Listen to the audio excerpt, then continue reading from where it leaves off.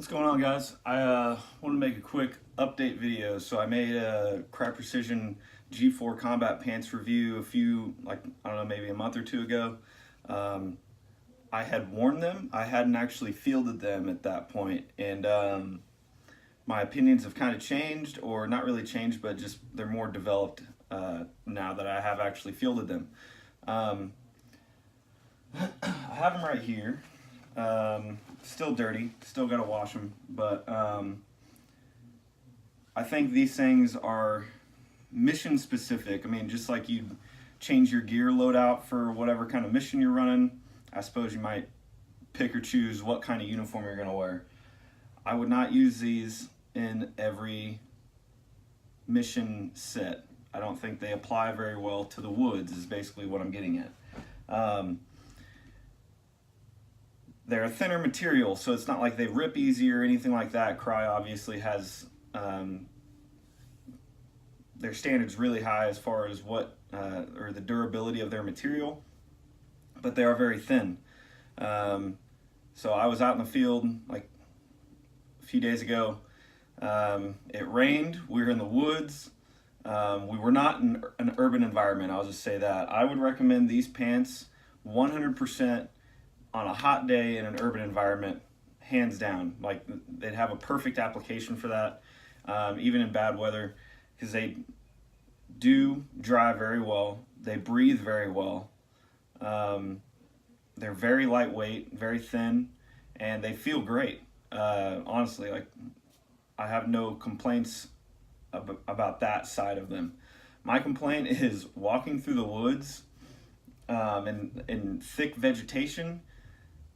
I wouldn't wear these. I can't tell you how, like, my shins were bleeding because when we were training out at Atterbury, Atterbury's really dense shit in a lot of areas, and I was taking thorns and all kinds of shit through my pants, and it didn't rip them up, but it's not thick enough to stop any of that stuff. So I was literally like picking thorns out of my shins because they penetrated the pants and got stuck in my leg. I was like bleeding and shit. So that's why I would say mission specific. If you know you're going to be operating in primarily an urban environment, absolutely wear these. Even if you know it's going to be raining or whatever, these are awesome because, like I said, they dry really, really fast. But if you're going to be in really thick, dense vegetation, wouldn't wear them. I would stick with the G3s, and that's probably what I'm going to do, is because I have really every pair of Crye pants that has been released. I'll stick with my AC cuts or my G3s over these if I know I'm going to be in a very dense, thick vegetation type of area, because the shit hurts, and especially when you, like, I always pack an extra pair of pants, but after you take a bunch of veg to your fucking legs, it's kind of too late to be like, hey guys, hold on, I'm going to change my pants. So if you have both G3s or ACs and the new G4s, I would just plan around that. If they tell you, hey, we're going to be just doing room clearing and stuff like that, we're going and setting in urban hide sites or whatever, cool, rock these all day.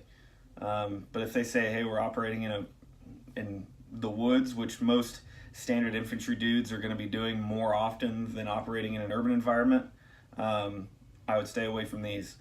The special operations dudes, since they tend to do a lot more urban stuff than your conventional forces, use these all day. They would get more use out of these, I guess, is the point that I'm trying to make, because they operate in urban environments more often than your conventional forces do. So that's really all I got to say about them. My last review is all totally positive.